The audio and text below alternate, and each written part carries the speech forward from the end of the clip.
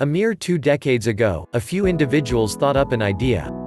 This idea was to provide capital to plaintiffs in litigation in return for a portion of the funds recovered from the lawsuit. The Chamber of Commerce struck back at this with full force. They utilized their media and legislative muscle to shine an unsavory light on a potentially beneficial outlet.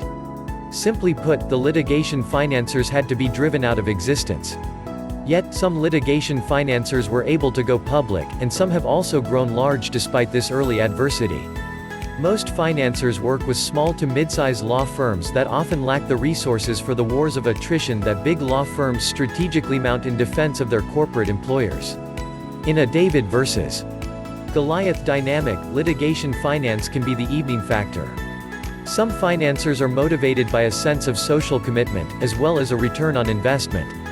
Others purely see litigation finance as a way to drive capital. Regardless, litigation finance is highly beneficial.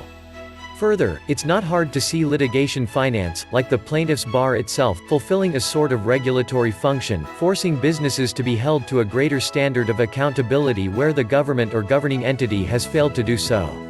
Likewise, litigation finance is in no way anti-business or antagonistic to corporate interests.